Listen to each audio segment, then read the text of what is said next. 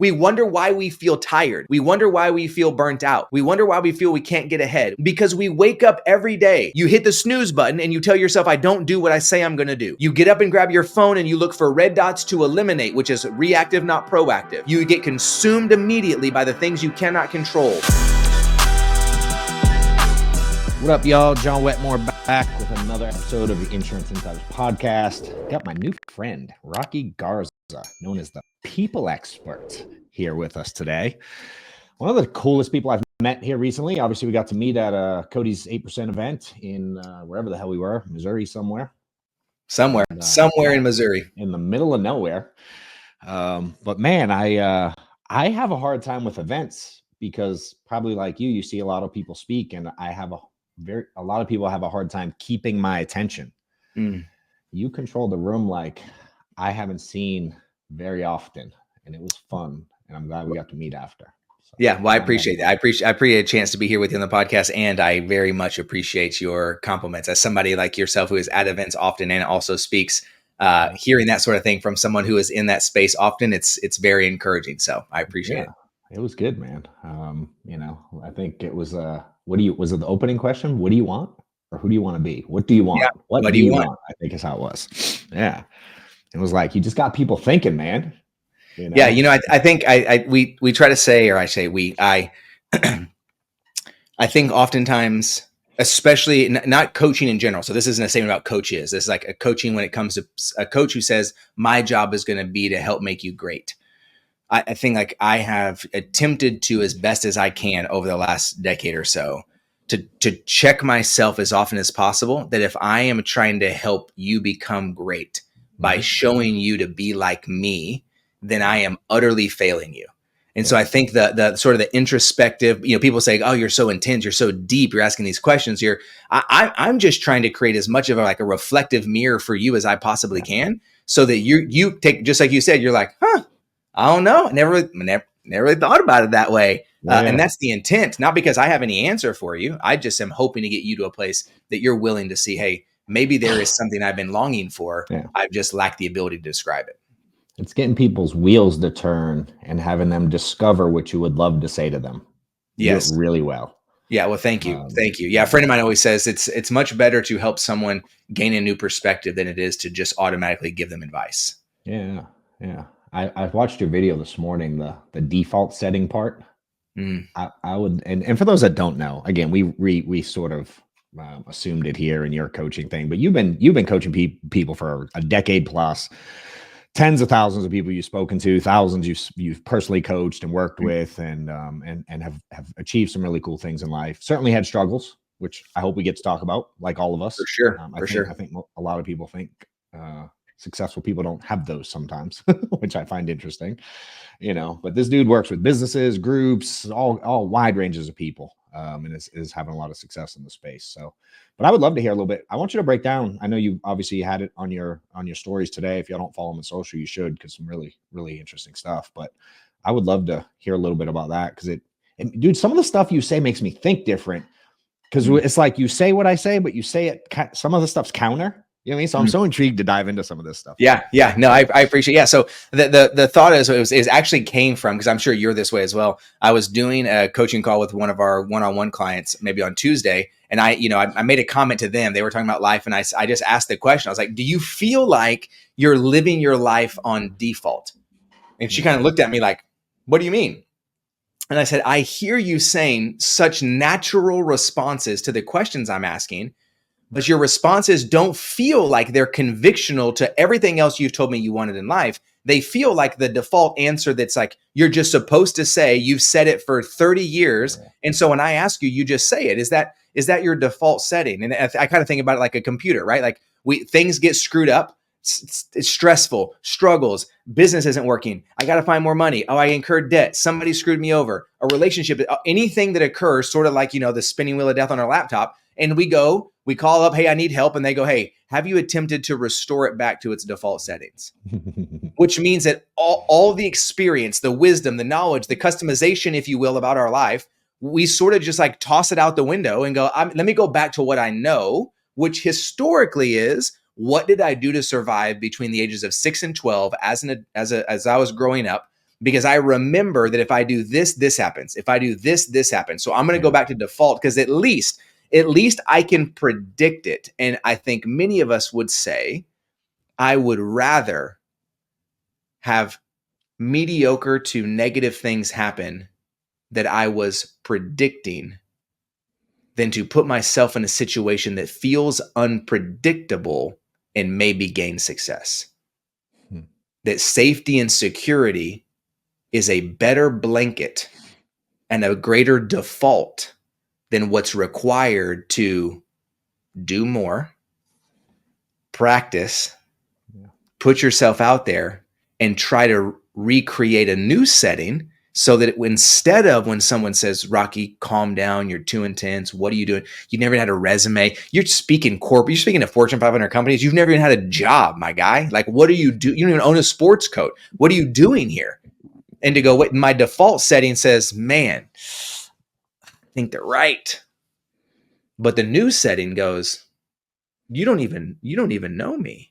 I think social media is a great place to look. We had a reel that went out yesterday, and it's always amazing. You know this. You put something out that's like it just goes out, and like the thing that catches fire, you're like, a decade. I've been on Instagram for 10 years, and that's the one that a million people decide you want to see. Of all the things I've said, that thing, come on, but it's immediate. The reason I think I'm finding that's the case is because it is challenging me, unassuming the default response of human beings.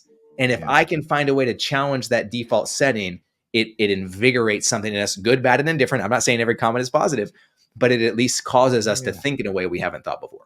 Yeah, it'd be weird if they were all positive. And I think most of us, though, are looking and believe one of the default settings is, in order to be happy, successful, fulfilled, content, pick your word of choice. That means everything is finally positive. And I've yet to experience a time in my life where that was ever the case. So what do? We go back to what we know. And the one time we did feel positive, and we try to recreate that over and over and over and over again. And oftentimes the reason many of us are not writing a new chapter to our book is because it feels safer to go back and reread the same one for 20 years. True. What's the why behind that? Like, why are people that way? And then how do we get out of that? You know what I mean? Yeah, I think a part of the why we are that way is because I think we are, most of us by default, pun intended, are set up, right? I think we are by default very creatures of habit and creatures of safety and security. We want to feel this level of, now we've taken other words and thrown in there, comfort, contentment, and some of those get a bad rap, even though I don't think there's anything wrong with saying you're content. I'm content in my marriage. Doesn't mean I'm going to not work on it. I don't want to grow, but I can also be I can be satisfied and grow at the same time. Yeah. But the reason we go back to default, I think in us, is because we don't let two things be true at the same time. Because we want to be right. We don't want to be true. We would rather be right than be true. So we go, okay, I don't care if it's true or not. At least I think I'm right. Well, wait a second. What just happened? We just threw out all of possible humanity so you could feel good. This feels like we're on the, so I think that, and that's, why do we do that? Why do we go default? Why is it so difficult to change? It's because we don't want to say that life is amazing, beautiful, and at the exact same time, terribly hard. Yeah. It's all or nothing. That's right. Because all or nothing means I'm right. Yeah. I've heard, Gary Vaynerchuk talks about like the and or, and everybody thinks that, like, in your say it's one or this. He's like, it can be and. Most of life outside of death, outside of life and death, outside of what we would as human beings determine is you should or shouldn't do to another human being. Most of life is and. Yeah. Now, where most of us freeze, where most of us act erratically, where most of us get caught in our own head, is where we determine that to pursue something on this scale means that I'm automatically going to have to sacrifice this thing on the other side. And so we decide, which one am I willing to let go of? Yeah. If I want to be a husband and a father that I really want to be, that must mean I will never be able to have a career or a business. True. Yeah. Yep. Or we say, listen, I have a career in a business that I built in the back of my family that I don't see, but because I'm doing it for them. Bull. No, you're not. You're doing it for you. Or just say, I'm not that interested in being that kind of husband and father. I'm interested in being this. I would rather you just say you're interested in this than telling me you're doing this on at the cost of this, but it's for them. That math doesn't math. Or go the other way. I'm not just trying to pin it against those of us that like to work. I go the other direction because I used to be the other way. I would tell you my business can't grow because I'm a husband and father. So you can pick your poison, but that's not right. That's not correct either. Both are true. True. If I let both be true at the same time. Yeah. Like I've always said, I do everything I do for my family in that sense. It's like, but actually, if I think about it in your perspective and things I've said before, I feel good when I'm a provider. So I'm really doing it for me. 100%. And that doesn't mean that you're wrong. Correct. Yeah. But the honesty and the willingness to look at and say it that way means that there's a level of guilt and shame, I think specifically as men, that we can find ourselves getting out of and walking away from if we'll just say, I'm doing it for me because it allows me to be fulfilled. I feel purposeful. And in providing an income for my family gives me a purpose to show up every day. Yeah. Great. Now, I think there's room in that to go, let's make sure that we're having a dialogue with one another openly, candidly, and vulnerably and going, are you more interested in finding your purpose and being a provider in a singular fashion than you are looking at the wholeness and complexity of your life? And I think that's a tension we all have to wrestle with and talk about. Yeah, no, I agree. But that requires for us to be honest, and we don't always want to do that. What's funny too is this whole and or thing. I can look at some spaces where I'm really good at understanding all that, and there's still some spaces in my life where I'm default in what's comfortable, and you know what I mean. It's like I think a lot of people think there's going to be a switch one day, and it's all different. You know. So I'm okay accepting working on different pieces at different times, even. Right. I pick a category in our life where any one of us could defend. Yeah, there's just a switch. Once I flipped it, it was. I never thought about it again. I mean, it doesn't exist. Yeah. So like, I think that's a huge part of what in my ability to understand you, your mantra, what you're about, so the message you carry with you is that, hey, just show up every day. How's it going to go? I don't know. Pick up something heavy. Yeah, but how many times? How many reps? In what way? How do I do it? Is the right workout? Did I do it enough? Did my Whoop pick it up? Did my Apple Watch pick it up? How about my Oura Ring? Did I tell my friend? Did I put it in the app? Did I track my? Listen, you have created, the proverbial you, has created so many barriers to the single thing that you actually wanted because you were hoping you were going to be able to prove to somebody else that you did it rather than accepting to yourself that you really showed up. Because you know who doesn't care that I work out? Anybody else in the entire world but me. But I tell you what, I want to make sure it gets on my rings. I want to make sure the activity gets tracked on my Whoop. I want to make sure that I get to post it on Instagram. I want to make sure that my wife knows, hey, I'm going to be a little bit late because I'm at the gym. And I don't think that all that is inherently bad. I'm not trying to throw the baby out with the bathwater. Yeah. But if we would be willing to be honest with ourselves, we could go, you'd probably move your body a little bit more if you'd stop doing it for everybody else. Your business would probably get a little more efficient if you stopped trying to do everything yourself. Your relationships could possibly increase if you recognize that the number one responsibility you have in every relationship is you. But that takes a lot of work. And I'm not telling you I'm perfect.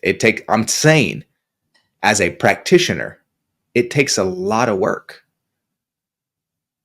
But it comes back. Let's go kick it off. Let's go full circle. But what do you want? Yeah. This is what I got for you. Two things. So where you were talking earlier about helping people become great and being, teaching them to be like you or whatever. Right. But at the same time, we talk about people having mentors and emulating others, you know what I mean? And then and it's all kind of ties together for me, but it's like, what do you want versus like, what do you have to do right now to get the things people traditionally want? Because I watched, remember the dude from Friends, Joey? Yep. So I watched some stuff on him yesterday, and he was like, after Friends, he's like, what do you want to do? He's like, I want to do nothing. I'm really good at nothing. I just want to do absolutely nothing because it's really easy. And he was okay with that. You know what I mean? And he was like, so I did nothing for a year. And after 1 year, I was like, I'm going to do nothing for a year again. You know what I mean? But he'd been 10 years on the show grinding to earn in his world that nothing. And I'm obviously coaching people. You deal with people. What do they want? Dude, they want to sit around and get rich doing no work. You know what I mean? And I'm counter going like, do more to get what you. So there's a little bit of counter to our messages in some sense, but behind the scenes, we're a lot alike. Yeah. You know what I mean? So how do you balance people with like, what do they want versus what do they have to do to get what traditionally is, what do you want? Yes. So we start by breaking it and saying, what do you actually want? Yes. Okay. Because by default, that's why you and I are so aligned, because what we're both saying is, what do you actually want? And to get what you actually want always requires work. Even if what you want is, because I will tell you, in every client I have, they've been in their career 10 years. They've got a business that does 30 million. They own a company that does 180 million. Executive from Zillow. Pick any of the categorical things we would say make someone valuable or whatever it is. Yeah. I can tell you, in the last 2 or 3 weeks, I've probably talked to, 15 or 20 people on sales calls of different things we've been to in events. Yep. And every single one of them, and I mean, and I do like to be dramatic sometimes, but I'm being dead serious. No drama here. Me too, bro. Every single one of them, at some point in the conversation, when I said, okay, but what do you want? 100% of the people that I have been on the phone with in the last 14 days has said, I want peace. 100%. Now, some people arrive at peace by going and getting and making more money. Some people arrive at peace by removing every possible liability they have. Some people find peace by being deeply rooted in their community, their relationships, and investing an immense amount of time in their neighborhood. Some people find peace by getting a homestead in Montana and never talking to another human being again. But that's why we say, well, what do you actually want? To get what you actually want, what you really want. And it's not a pipe dream. Right? I'm not talking about what you actually want, because everybody goes, oh, I want to be free. I want financial freedom. I want to have $1 million. You don't want $1 million because you don't know what you would do with $1 million. You can't even comprehend what it would be like. That's not what you want. You want to stop worrying about the 9 $147 payment plans you created to get something you thought you wanted that you now are upside down on, you can't get out of. And you think $1 million will clear it. But that's not the problem. The problem is that you have been potentially pursuing small temporal things to make you feel at peace, because in the midst of the chaos, you didn't have the tools and resources to get yourself back there. So we say we want more, when in reality, we don't quite know how to define it. So we go to the easiest default setting, which is more things, more money, and quote unquote financial freedom. But I believe that you have the option to be free of your finances today, if you would be willing to define what it is that you actually want. And most of the time, at least for a season, that's going to require you to do more. Quick break in the video. This is John Wetmore. Want to invite you to join my new school community. You will get access to tons of free sales training. There's a community of other insurance agents looking to win. We have hundreds of them already in there, where we're giving out answers to questions people have, coaching, guidance, tips on not only selling, but building, team stuff, leadership tips. And I'm personally in there responding to messages, putting out challenges, talking about our wins, our losses, our struggles, and sharing things that'll help you win as well. To join now, go to johnwetmore.com/school, which is SKOOL. The link is also below.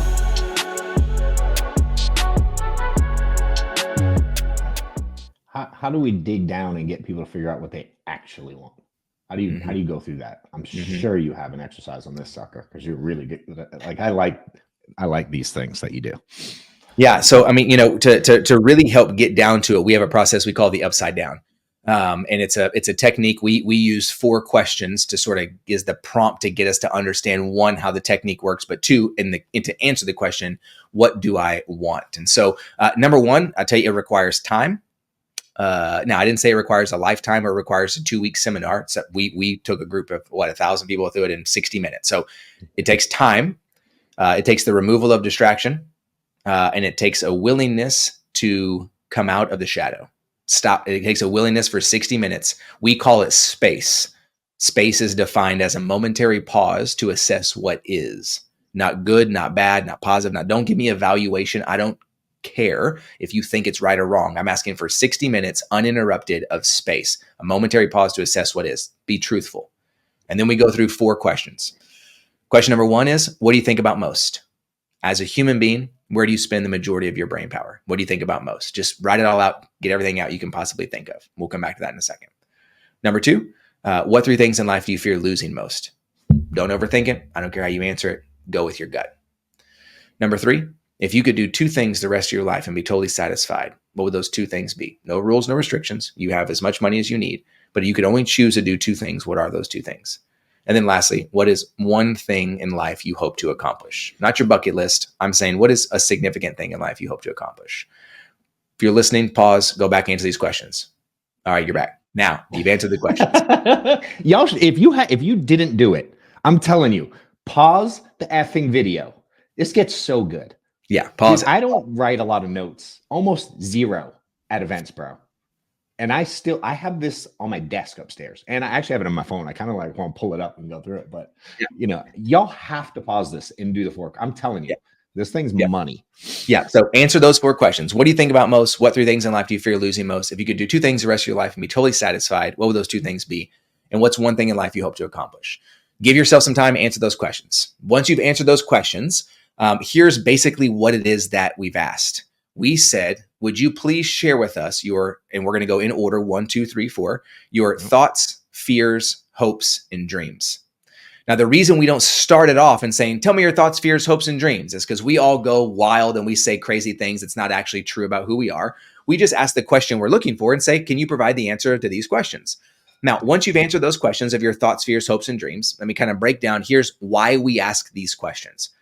I have found over the last 10 to 15 years, in my experience, this is how the human brain works at default. We think like this, right? So those of you that did it, follow along with me on your answers. Point your finger on number 1. Whatever you wrote down in number 1 is almost always directly related to what you fear in number 2. What you fear in number 2 oftentimes is preventing you from doing more of number 3 because we tend to be reactionary creatures who look for fires to put out, not issues to solve proactively. And when we don't do number 3, you may in fact never accomplish number 4. So we'll say it one more time. What you think about in number 1 is directly related to what you fear in number 2. Hey, I'm looking at mine right now. So I was looking down. I was finding my screenshot. Go ahead. Start with the beginning. Yep. Yeah. So whatever you wrote down in number 1 is directly related to what you fear in number 2. 100%. What you fear in number 2, which by the way, oftentimes is totally out of your control. So we're 100% out of my control. We are consumed as creatures, right? We are consumed by the fact that we fear losing something that is 100% out of our control, yet it dictates 80+% of our brain power on something we cannot control, which by default causes us to live reactively because we wake up every day and go, how do I keep as much bad out? And if I happen to have enough energy at 8:30, then and only then will I think about bringing any good in. That's exhausting. Like we wonder why and I say we because I'm a human with you. We wonder why we feel tired. We wonder why we feel burnt out. We wonder why we feel we can't get ahead. We wonder because we wake up every day. You hit the snooze button and you tell yourself, I don't do what I say I'm going to do. You get up and grab your phone and you look for red dots to eliminate, which is reactive, not proactive. You get consumed immediately by the things you cannot control. You go into your room, you get up your children, you're with your friend, your partner, your spouse. You are frustrated because your brain is consumed by the reactivity of things you cannot control. And it is 6:57 a.m. and you wonder why you get into your time, your office, your work, wherever it is, and you are frustrated. And when you occasionally on a vacation, date night, on a Saturday that for some reason you let yourself be free, go back to number 3 now, you think if I could do 2 things, I would do this. By this point, we're so tired, we go, that is a pipe dream. Yeah. And the only way I could ever pursue that is if I, quote unquote, win the lottery. And if you don't do number 3, either literally or for some of us metaphorically, oftentimes number 3 represents some layer of peace, then most of us will never accomplish what we wrote down in number 4. What if my number 4 was to accomplish number 3? Even better. And the answer is yes. Right? And so what we get into is, this is how our brain works. 1, 2, 3, 4, 1, 2, 3, 4. And therefore, what's number 1? Things we can't control. And what's the last thing we think about? I mean, I hope it happens, but it's just a dream. And I heard one time the only place dreams come true is when you're asleep. So I guess it's not for me. Yeah. When the hope would be, how do we define what we want? We go to what we call the upside down. So take your answers, flip them around, and let's imagine life if we looked at it the other way. What if what you thought about most every day was what you wrote down in number 4? So good. I almost guarantee you it would lead you to doing more of number 3. And if you did more of number 3 proactively, not reactive to life, but proactively, you would find yourself less fearful of number 2.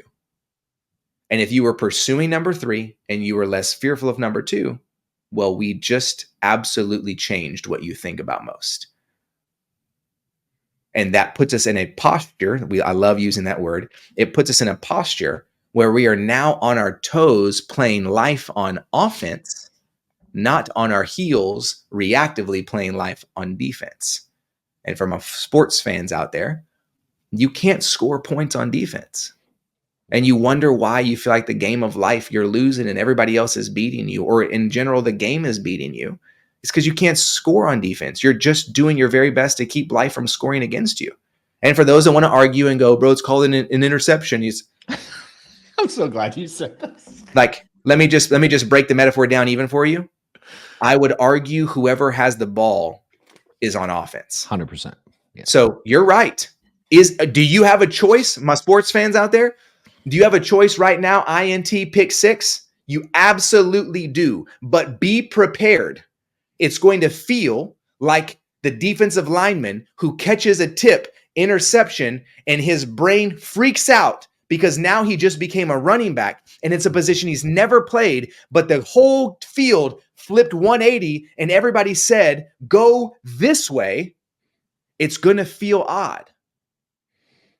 So just like he feels awkward holding the ball, 2 hands, running, and this is not natural either, you're going to go through the exercise and you're going to sort of look at yourself and it's going to feel like you caught a tipped ball and you're a defensive tackle being asked to run to the end zone for the first time in your life. But let me remind you, we're just going to take this metaphor all the way in. Are you on the field? Yes. Did you do what was required? And don't worry about the results, but just do more to put yourself in a better position, literally and metaphorically? Yes. Is the ball now in your possession? Yes. Will it feel awkward, but do you know how to already run because you have decided to play the game? Yes. Do you still have a team around you who now has a singular mission with you to get into the end zone? Yes. And even if you get tackled prior to scoring, if you're willing to pursue life on offense, there may just be a whole group of people out there who are really good at offense. But you're going to have to allow yourself to say, I'm not going to consistently pursue defense in hopes to only keep the bad away. I'm going to proactively pursue offense in order to go out and get the good and bring it in. So sick. Dude, I've thought about this thing. This has been we've been like a month ago now, I think. Yeah, almost exactly, I think. Yeah, I think. So I have a question. This is totally for me. Mm-hmm. So and it's worded different because I forgot how you worded it at the beginning when you flipped it. It's if you make that what you think about most. I was like, correct. Oh, that makes sense. Versus like, you should do this. I took it as that's what you should do every day. Because one of mine's like obnoxious and I physically can't do it because it costs a lot of money and I do well in life, but I can't do that. Right. You know, and thankfully you gave us 2. So one I kind of do every day. You know what I mean? But how do you get to the big ass number 3 You know what I mean? In your eyes. Like if you think about it every day, cool. Maybe it's a vision board. Maybe you know, what do you call it when you, oh God, there's a really good word where you manifest it or whatever. You know what I mean? Is that where you're going with it in a sense? I think the hope would be to leave it broad enough that if manifestation is where you're at and your daily affirmations and you're going to speak it into existence, great. But here's my quick tangent. Then that's awesome. Yeah. I think the reason manifestation works is because you think about it every day. Agreed. And we often want to change our behavior without changing our attention or our focus. So we say, I'm going to be the kind of person that works out. Therefore, all I got to do now is go to a gym. No. You got to be the kind of person that thinks about the gym daily. Yeah. Your attention will lead to your focus, which is, why am I not at the gym, or how do I get there? And then you may be the kind of person who actually shows up to the gym, right? James Clear in Atomic Habits, he makes the joke of like, the first 30 days to go to the gym, just drive there. Sit in the parking lot for 5 minutes and leave. Yes, I remember that line. Yeah. Right? And then like the next 30 days, open the door, go in, close the door, go home. Like, because it's I can't think of the analogy, like the heaviest door at the gym, the heaviest weight at the gym is the front door. Yeah. Right? Why? That's because we are not the kind of person yet who has taken the attention and the thought and the focus to get ourselves proactively into a vehicle to get there to open that door. And so is there a part of manifestation that I think is absolutely real and true and works? Yeah. Why? Because you change your attention. You change what you think about. And when you change what you think about, it changes your focus. You change your focus, it begins to change your action. Now come to what you're saying. So how do we get that big thing? How do we get to there's a part of number 3. And if we wrote it down, it's like, golly, well, if you think about every day of your life proactively, what it is that you're going to pursue and accomplish, that thing may be huge, but I promise you stack enough days together and you've created a week. Yeah. And enough weeks, you've created a month. And we won't take that analogy all the way to the end, even though it is very fun for me to do. Well, you wake up in a year and go, yeah, man, we've come a long way. And we referenced this earlier, like to the day, actually, 11 months ago to the day, my whole world exploded, blew up. And everything that I had attempted to do and build for the previous 5 years was snatched away in a 7-minute phone conversation. It's insane. And, lots of money, left with debt that wasn't mine, back pay owed, was generating no revenue of my own because I was giving my time and energy to somebody else in their organization, and realized that although from a financial perspective, I needed to start over when it came to generating revenue, one of the greatest lessons I've learned in the last 11 months is that I didn't have to start over in my business. I actually didn't even have to start over as a person. All I had to do was figure out how to live in the continue, because life was going to keep going. And a lot of things that my wife and I and our family had planned had to be put on pause. Yep. But I didn't have to start over. I just had to figure out how to live in the continue. I wasn't starting a business over. I've been doing this for over a decade.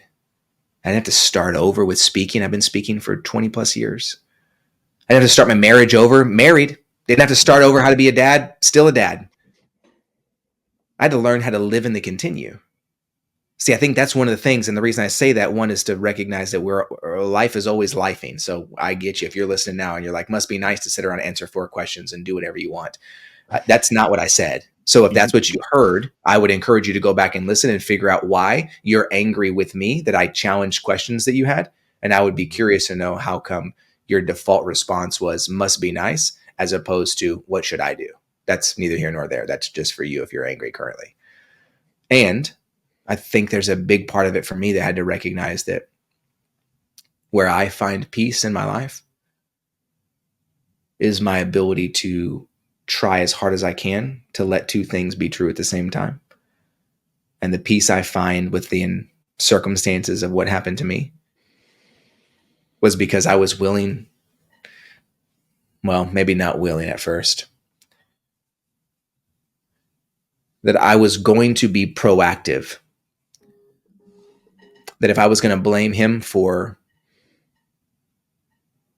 the bad stuff, I was going to blame him for being a jerk and for being a narcissist and for being rude and for being, if I was going to blame him for all of that, which, let me be clear, I am, then the only way that Rocky finds peace is that I'm also going to blame him for all of it. And I'm going to blame him for all the opportunity. I'm going to blame him for the ability to lead a team of 70 for 2.5 years. I'm going to blame him for what I learned. I'm going to blame him for what I know now. I'm going to blame him for teaching me lessons of what not to do. And that's not to make myself feel better or to create reconciliation with him, because I have no desire to reconcile with him. However, if I'm going to find peace and live in the continue and wake up, because I know what's going to happen tomorrow when I go to bed tonight, I can guarantee you one thing that will happen tomorrow. The sun will come up. Life will continue.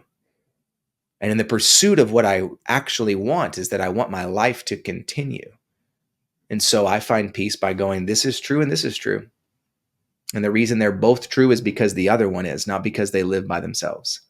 Yeah. So I would challenge those of us, you, me, anybody listening, that's part of the chaos you feel in your life is because you are potentially unwilling to let the other side be true. Because you're working so hard to be right, as opposed to attempting to live a life that is true. And it's exhausting. It's crazy, dude. So it's like, okay, that all the blame, because sometimes we go like, stop blaming people for other things, in a sense, where you're like, hell, keep blaming them. All good. Just don't let that be it. Yeah. Blame is not going to remove what I'm yet to be responsible for. Yeah. The reason we say stop blaming other people is because we're hoping they're going to magically show up and take the responsibility. They're not going to. Like, and I know there's many people who get pushed back because they're like, calm down. Like, no one's coming to save you. Yeah. Because we're all trying to save ourselves. And if rarely you can find a person, a friend, a relationship, a partner, a coach, a comrade to go, hey, I'll at least be with you while we attempt to save ourselves, there's a greater chance we make it. But I don't care how kind, loving, great, no one is coming to save you, because daily we wake up trying to save ourselves. So I can say it is his fault. And today is mine. Today's my responsibility. What am I going to do? Who am I going to call? Who am I going to follow up with? Am I going to talk to my wife? Am I going to make sure I pick up my kids? What's the message I gave this morning? I literally texted my wife yesterday morning and said, will you remind me, please?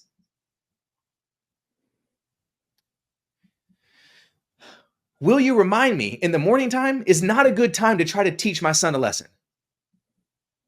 Because I'm amped up in the morning, 5 o'clock, 6:30, your boy's ready to go. My son at 6:45, not ready to learn a life lesson from dad. Yeah. So we're in the car. I'm trying to teach him something. I hurt his feelings because I'm trying to get with it. He's not ready. He gets out of the car frustrated. He gets onto a bus and rides 30 minutes through traffic in a bus to get to school. And have I set him up for success, or did I set him up for failure? That's me. That's my responsibility. Yeah. So if I'm waiting for someone to come and save me, if I'm waiting for his teacher to she'll take care of it. I can piss him off and make him anxious and sad every morning. He'll get to school and he'll be fine. No, it's my responsibility how he leaves my vehicle. Because no one's coming to save him. And no one's coming to save me. So if I'm willing to be really honest and say, what do I want? What do I actually want? Not what should you want? What do you actually want? Clearly define it. Go through the 4 steps, reverse and the upside down. And then when you say, okay, but I don't have the exact plan, stop listening to me, start listening to you and say, do more. Yeah, but you're asking the wrong questions. Do something. Yeah, but what if it's wrong? It's better than what you're doing now because you're hoping your neighbor is going to fix it for you. Yeah. Now you got me fired up. I got to take something. I love it, dude. I love it. Hey, my version of that a little bit, the what if it's wrong thing, because we get that a lot. What if this? What if that? What if this? And I've always said, like, I don't remember if I said it from stage there or not. I say it a lot, but it's like, whatever comes out, like if you go, what if, everything after that is made up. That's right. So I'm like, if we're going to make it up, why not make up some good shit? Couldn't agree with you more. You know what I mean? I'm like, hell, we're making it up anyway. Make it damn good. That's right. You know? And that's right. At the same time, I still have to remind myself of this a lot. Like, you ever have to like take your own medicine, catch yourself? Like, well, the only reason I survive is because I have to do this for other people all day long, which I am just talking to me. Like that's listen, that's why there's certain clients that love me and there's other clients that are like, I'm never going to work with that guy because I thought he was the expert who had the answers. I'm going to be very clear for you. If you're looking for answers to your problems, your boy is not the guy. I don't know how to solve I don't have an answer to your problem. If you're looking for perspective and guidance and accountability and clarity, hey, I'm your guy. But I do nothing but pour a full bottle of medicine every day, kick off my calls, slam that bad boy myself and say, let's get after it. Because there is no, in my field, this is not true about the world. Like in my field, there is no, people ask me all the time, okay, I want to work with you, Rocky, but like, how long we work together? A 6-month minimum. I don't work with anybody for less than 6 months, one-on-one or in a group, nothing less than 6 months. Okay, well, what's the program like? So it's 6 months, that's 24 weeks. So what's the 24-week program? I said, what do you mean? Sorry, I right? Understand. Like they say, like what's something related? Do you want to know whether 24 weeks equals 6 months? is that where the answers are? Listen, I guess that's where the answers are. I don't know. Right? People go, what's the program? What's the thing? What's 24 weeks? How are we going to do that? Hey, tell me, what are we going to do on week 10? Well, let me back up for a second. If you think that there's a 24-week program that has been created for every human being, that if they would just do this on week 11, their life gets better, I think you're looking for the wrong thing. Let me start there. 2, sure, do we have methodologies that we use in a sequential order that we believe help bring clarity of self, belief, relationships, and how to create daily habits and actions based off what you want? Of course, that's why we have a business. But do you think that what you want is what the other people want? Do you think what you want is what this other human wants? Do you think what you want is what everybody in this group wants? So if you think on week 10, we're going to show up and I'm going to just tell you all the same thing and say good luck for the next 7 days, I'm not sure. This is not going to be good for you. You're going to be disappointed because I'm going to need you to do more. Now, I'm going to guide you to the place I think you need to be and ask you the appropriate questions, but you're going to need to show up for yourself because I can tell you whose life I'm in charge of and it's not yours. So if you think I'm going to solve your problem, this is going to be not a great working relationship. If you're willing to show up in order to put the work in, to pursue all possible solutions for what we currently believe is a problem, then we may in fact have the ability and capacity to work with one another to be able to see and determine what that is. But there's not a person out there who's going to solve your problem for you. There are, however, great people out there who can help you see, know, and understand if in fact you have a problem. And if so, how do you live life and then continue in order to find a sustainable solution that actually helps you build the life you really want? So sick. I love it. I was talking to a guy yesterday, super nice guy. He's somewhat in the insurance space. And he said to me, I could get my team or agency, whatever, bigger. He goes, but the problem is I don't have a system in place for every step of the process for everyone that comes in. I need something like yours. And I was like, you're going to be really disappointed in about 5 seconds. He's like, what do you mean? I go, bro, I don't have a system like you think I have a system when people come in. I have experience and I have conversations with humans and I give them feedback on what to do based on where they're at and where they want to go every day. Yeah. He goes, can you send me anything like that's written? I'm like, dude, I don't have that, dude. And this makes me feel really good because sometimes, because it's very counter. Does it? This is a for me thing. Does it piss you off the people that put the ones out that are like, these are the 7 steps that you should do to fucking win in life? It makes me mental. But dude, so many people pay them. I'm like, Yeah. Yes. The short answer to what you said is yes, 100%. But I also want to challenge you in this way.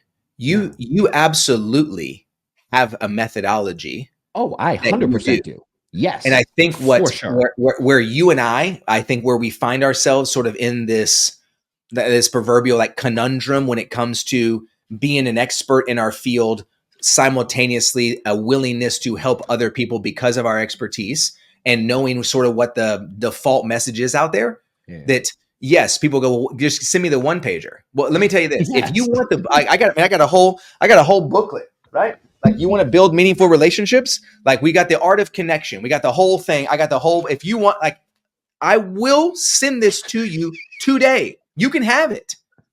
That's not. I don't know if you think that I'm so smart that I made something that has never been built, and that if you could just get your hands on what I do, you too could for the low cost of. That's not. I have never seen a problem solved when it comes to ourselves, who we are, what we believe, and building a life that we want, a business that we want to create sustained success. It is at this point, not a lot of us out there have the capacity to invent the wheel. No, yeah, So that's clear. What I think that the hope would be, and the way to encourage you, like, but there is a way to, just like the upside down, 4 easy questions, answer them this way, think about it this way. In a 2-minute video, we could rip that bad boy out. Everybody in the world could go see it and do it. Yep. Great. And it's out there. You can go get it. You can go to rockygarza.com/values, rockygarza.com/identifiers. You can go to rockygarza.com/achieving more and come to our next free event that we do them all the time. You can go do all of that. But here's the difference. Most of us need someone in our life like a you or a me, because without a you or a me, you're not going to do it. Sure. Yeah, 100%. How many emails have we subscribed for? How many downloads have we gotten? How many free things have we been to? And we went and we were like, that was amazing. And then we did nothing. So you're paying for expertise of the material, 100%. You're also paying for the expertise of a human being who's willing to help show up for you when you lack the ability to show up for yourself. Yeah. Yeah. That now we're getting somewhere. Now we're talking. So I to your point, if you think there are 3, 5, or 7 steps to accomplishing anything you think you want, don't, there is not. Yeah. The difference between people who do and people who don't are people that do. The difference between people who write a book and the people who don't are the people that write a book. 100%. That I mean, at its simplest form, Yeah. not trying to be a smart aleck. That's it. I just wrote it one day, bro. Yeah. Show it in there so they can see it. Yeah. Let Like, them see it. Promote that shit. yeah, like the different people do, people that don't, or people that do. It's a book called Be Confident. Why? You know what I did? People say, "Oh, how did you write it?" I didn't. I turned on dictation on my computer and I started doing this. Doubt is this. This is how you know that it was done with voice and it wasn't done because I'm a great writer. Chapter 1: doubt is dumb. I don't like it. I don't think that doubt is kind, and I definitely don't think it cares about you. That's because that's what I said. I said, Siri. But then again, I think that's what makes it doubt. Doubt is a tiny thief that secretly steals the beauty, wonder, and uniqueness inside all of us. Not only is doubt dumb, but I also think it's patient. Because that's what I say. Because that's what I said. The difference between people that do and people that don't are people that do. And I'm not saying that because we're creating a hierarchy of value or worth as a human. I'm saying that because I believe every human being has the capacity to do, where the reason we don't is because we lack clarity about what we want to go and what it is that we want, because we live reactively. You and I aren't, and I know we know this about each other, and I'm saying it because I want everyone to publicly hear it, see it, and feel it. There is nothing that I or John have or do that makes us more valuable, more worthy, or somehow gives us an advantage that you don't have if you're listening or watching right now. I can promise you that. The difference is on the days that you potentially decide not to, we have probably just had more days that we said yes. Yeah, 100%. More accurately, more perfectly, more thoughtfully, more. Don't give us any unnecessary credit. No. The fact that we simply said yes. That's it. Yeah. That's it. Be the kind of person who can drive their car to the gym. If you can't do that, you need to delete your workout subscription plan about the workouts you think you're going to do when you get there, because that's not the problem. you need to spend that money on an Uber who will drive you to the gym on your behalf. It's a better use of your money. So good. I love it, dude.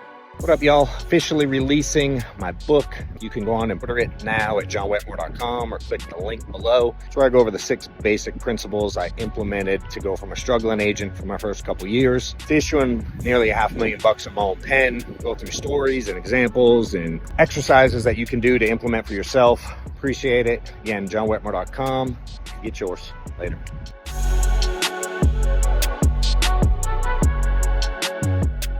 It's some days I question stuff, you know what I mean? Because it's like, man, if I just went with the forget telling them to just work more, what if I give them the secret sauce first? Yeah. You know what I mean? And I'm like, I can't do it. I can't do it without feeling like a scumbag. Yep. You know? Yep. Because and again, I have those secret things like I have the scripts, I have the how to work with people and the overcome objections, and I have all that, but I just, dude, yeah, but I think for you, what is the problem that you are most passionate about helping people solve? I think people overcomplicate what it takes to get the thing they want. Okay, so simplicity. Yeah. Okay, what else? I think that people don't believe that they can do it too. Okay, it drives me nuts. Okay, so both lack of belief in self, but also lack of understanding of what's required. Yes. Okay, what else? Those are definitely the 2 big ones, dude. Okay, I mean, great. That drives most of the way I teach this thing. Great. Okay, so and I know people are here that are listening, but I think for me, I want to make sure I have the right context. And people know you as being successful in the insurance world. Yeah. And that's because what have you found to be great at in the insurance world? What am I great at in the insurance world? Yeah, like what has made you successful? So I think, well, one, I've sold a lot of insurance myself. Okay, so personally to clients. Great. So an individual contributor and the ability 100%. To generate revenue. Okay. Yeah. I think what people are attracted to once they understand it is I started out really bad. So I think it's relatable to a lot of people. So I think that helps kind of put a cherry on that. Yep. And then I've taught a lot of people, and I get a lot of credit for building a big agency. We push a lot of insurance as a group. Great. So 15,000 applications a month. Right. So we're gonna take this in the upside down because we did it. Yep. So have a big agency, been successful, created credibility. Yep. Credibility led to the opportunity to have a face, a voice, be in front of more people. The default people's response they have is I need to be like him, do what he does, because if I want to replicate his success, I need to replicate his actions. Yep. They say, where's the information, the scripts, the 5 steps, the 8 ways, the 3 things, and the 2 things so I can have. And we go, you're missing the whole point. And they go, what do you mean? If you'll just tell me what you did and I go do it, I can also be like that.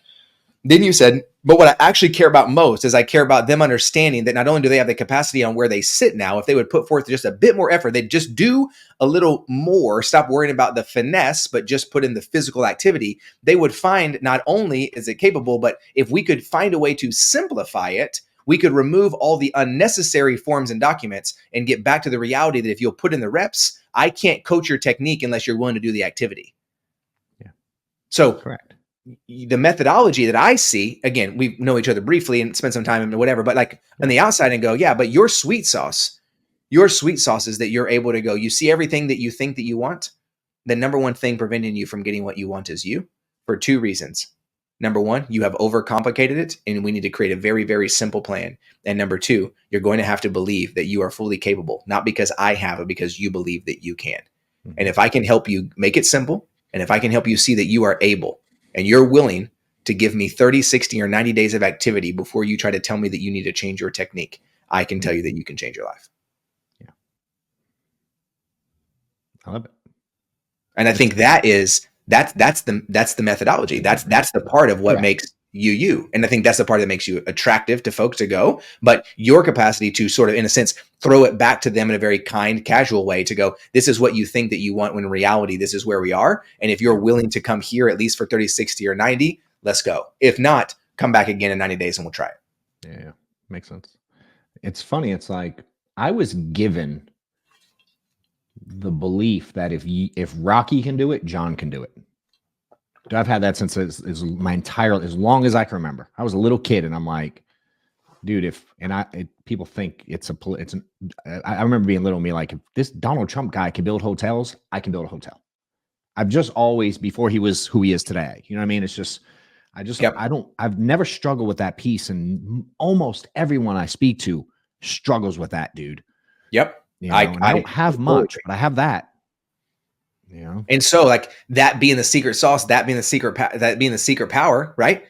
I think you and I are similar in that way, but also like I'm also kind of willing to just be here. Like I think one of my, and if you're the belief that if they can, I can. Sort of my superpower belief is like the only thing that matters is what's happening right now, and I'm not going to let anything else affect me. At least not to the degree by which it affects what I'm doing presently.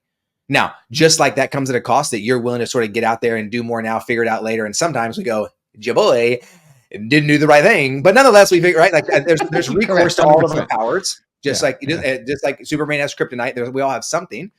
The recourse to mine is at times I am so present that I sort of lose sight of the bigger picture. I can lose sight of the direction of where we're going. I kind of forget what the pain of yesterday, and I'll recreate it. So like there's two sides to everything. Yeah. Like let's not pretend that there's not.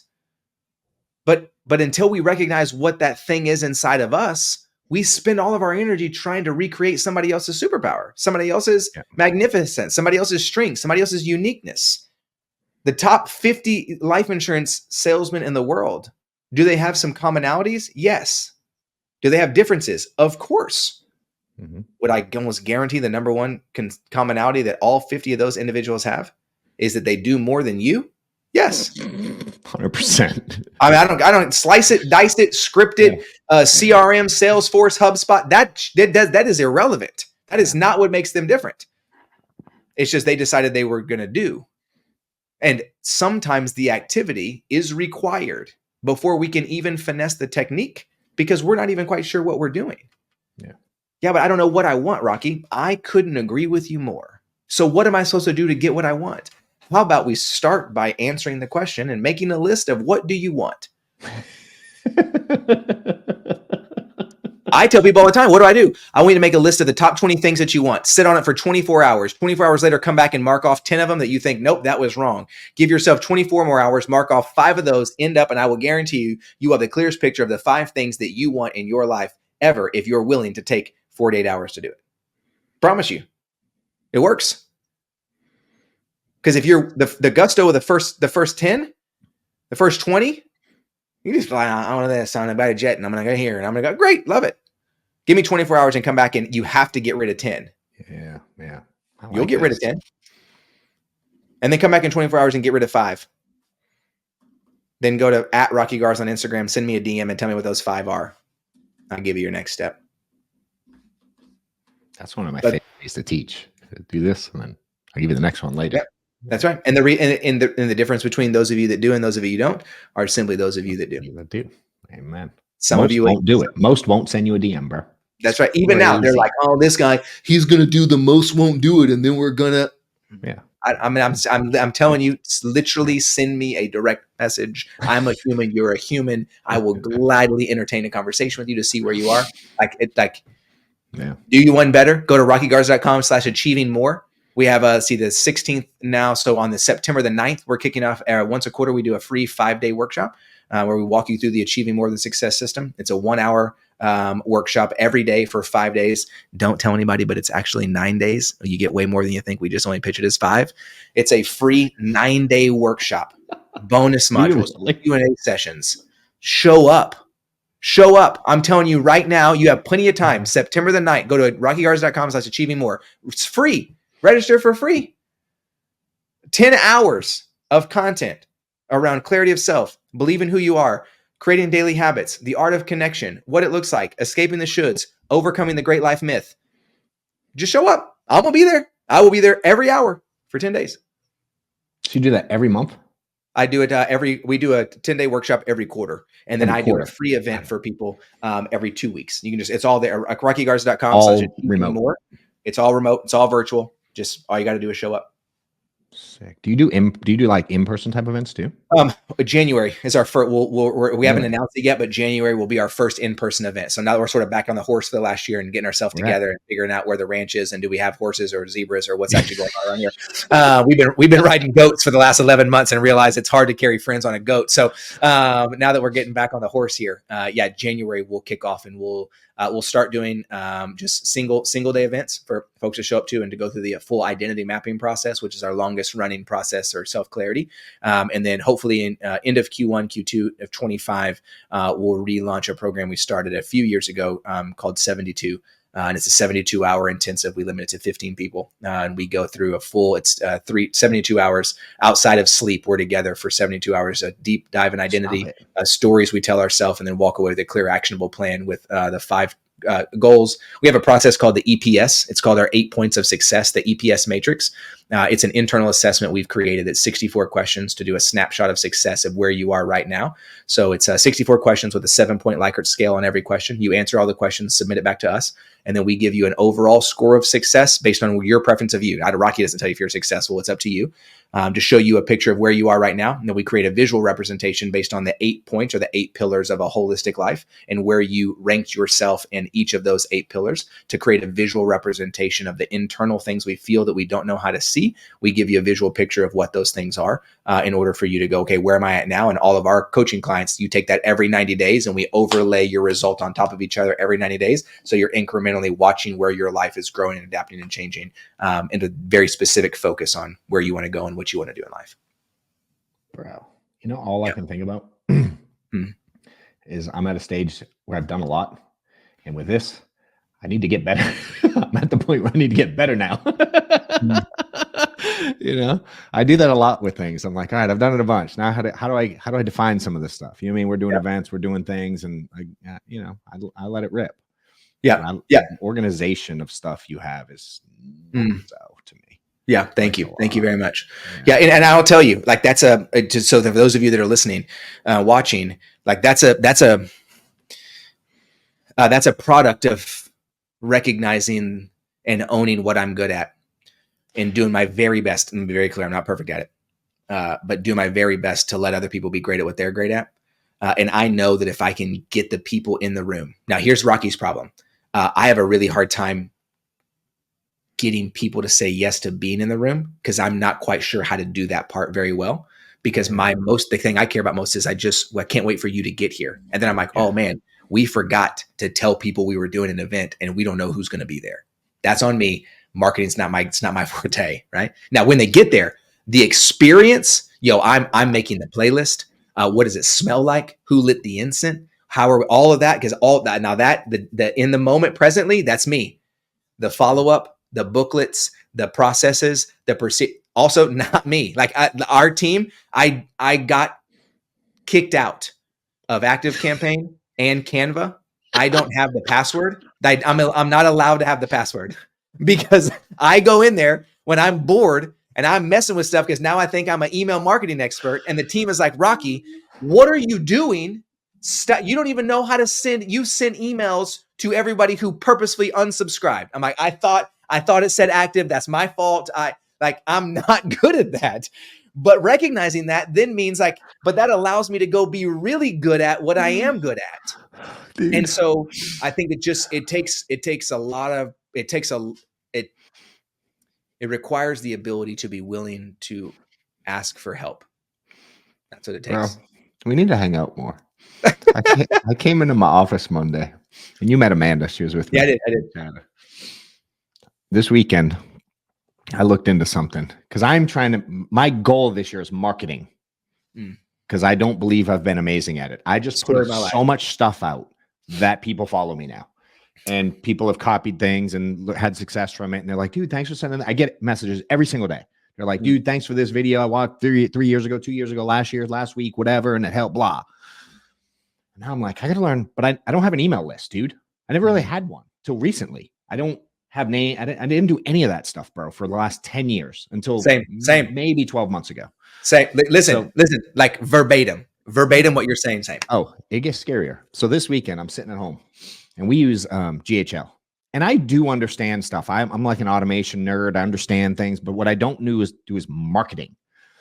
So I find out people that sign up, we created this new school community, right? And I found out because I was in something that my staff does not want me in. I'm in there and I find out the people we sign up to school don't also get my newsletter. Then I'm like, what the hell? Why did they not do this? So I go in and I change all the workflows and I add, if you join school, also get the newsletter. And I connected all the things and I'm writing notes and I'm texting Amanda. I'm like, I was annoyed about something. She comes in Monday and she goes, I read your note. You know, you weren't supposed to do that because we have it set up that they get this over here this many days later, and then they're going to subscribe to that because if they don't subscribe to it, you're not allowed to send it to them. Like, bro, I got wore out Monday from Amanda for touching, but they haven't changed my login yet. Story of my life. Story of my life. Chelsea, who's on my team, was like, hey, I was like, hey, I'm trying to get this thing. She was like, why? I'm like, because I wanted to fix it. She was like, she literally texted me back, is that your job? I was like, well, excuse me. I feel like if I thought I wanted to be my job, the answer could be yes. And she said, no, it's not your job. What do you want? She literally threw it back to me. She said, what do you want? I said, I want, this was the EPS matrix we just talked about. This is how we landed on this. I said, I want to gather people's emails. She said, so you're asking me to create an assessment, create it where it scales people, reports it back, a 12-page report PDF so that you can collect people's emails? She said, I have 3 downloadables that I've created in the last 3 months that we've yet to use. You just asked me to create it that we could give away for free and get emails today. And I was like, oh, well, yeah, my goal isn't, I don't think, okay, scrap, I don't care about the assessment. I was going to get people's emails. And she was like, why didn't you just say, hey, Chelsea, can you help me get people's emails? And I said, because I didn't know what I wanted. But now that you know what I want, then that's what I want. And she said, I can do that right now. I was like, oh, awesome. Thank you. And then she said, also, I changed your password. You can no longer get into Active Campaign. Thank you. Fantastic. Thank you very much. Okay, great. But again, I think it's full circle. Like it comes back, what do you want? And did I communicate what I want? Did I really know what I want? And did I know what I needed in order to get what I want? And all of that, most of us go, no, I didn't. I am going to, and then we fill in the gap of whatever it is. And so I think that has allowed me, full circle back to you, like that allowed me to do more of what I'm great at. Yes. And as the more I've done that, go to your point, like, well, I think now I sense in myself, and I think I sense it in you too. Well, now, like you have done more. And so we say get better later. Well, now is later. Now is my late. Yes. My later is right now. Correct. That's right. Yeah. That's right. Yep. I love that. Yeah. So it's wild. And I am trying to live in the world where I do only what I'm great at. I don't want to do anything else. I don't want to schedule someone. I found out we're sending you something. And I'm like, hey, here, this needs to go to Rocky. And I go, do you know who Rocky is? She goes, I sent him the invite and the link to all this. Yes, I know who Rocky is. We have a new girl on staff that Amanda hired like a month ago.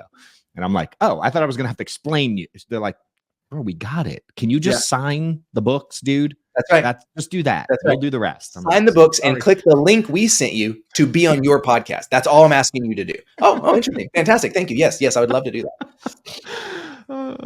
Dude, so, I love it, man. It's been super helpful for me, and we have to figure out how to hang out more. I need to come to an event for sure. Yes, that'd be awesome.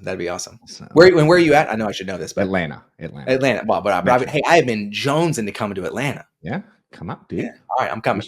Let's do something. I'll come to yours, and you come. We should do something here. We can hang out. We can do an event. We do whatever. Awesome. Let's do it. I'm it's totally such an easy. You're right. Are you actually in Dallas? Or are you Metro? No. I live 3 minutes south of downtown. No shit. Okay. Yeah, so I'm 12 minutes from Love Field, so Southwest Direct, and I'm 20 minutes from DFW. Yeah, I go out there a good bit. So yeah. I'm right here. I love it, dude. This has been fun, bro. I appreciate you, sir. Definitely gonna do this again, and we definitely have to do some stuff together. Can't wait. What do you want to leave them with, bro? I know anything I didn't touch on, that messages you wanted to give, how they can get in touch. Obviously, you've given them a bunch of links, but whatever you want to give, dude. No, I appreciate it. I'm pretty easy to find. Rocky Garza, ROCKYGARZA. Look for the bald guy with these eyebrows. I'm out there. You can hit me on any platform. It's just at Rocky Garza on every platform. And if you're interested in just coming to see what it is we're doing, what we're about, and how we can support you. Again, it's just rockygarza.com/achieving-more. It's consistently updated with our very next event we have coming up. And again, September the 9th kicks off our free 5-day workshop, the Achieving More Than Success System. And we look through every methodology, every aspect to help you figure out what it is that you want and how can you also achieve more. Be reminded, 2 things can be true at the same time. And if I could leave with anything, it's this: you're wildly unique and extraordinary, and there's no one in the world like you. I don't say that to puff you up or to blow smoke up your ass. I have no desire to do that. We don't know each other. I fundamentally believe there is no human being who is like you. And same time, same breath, don't stop there, because that makes you an asshole. Trust me, I lived a large portion of my life that way. And you are 100% regular, meaning that you are equally valuable to every other human being on earth. And I think there's a lot of clarity, a lot of freedom, and a whole lot of peace to be found in the ability to stand unapologetically in who you are, and while remaining fully aware that humility is not the ability to stop yourself from being great. It's the recognition and ownership of your greatness and willfully choosing when to use it for the growth, benefit, and development of those around you. So sick. That's like the comma thing. I think about that every day, bro. It's so good. Most of life, throw a comma on it. Yeah. Good stuff, bro. Yeah. Love it. Appreciate you. Thanks for having me. Time, brother. Appreciate Always. y'all watching. See you at the next one.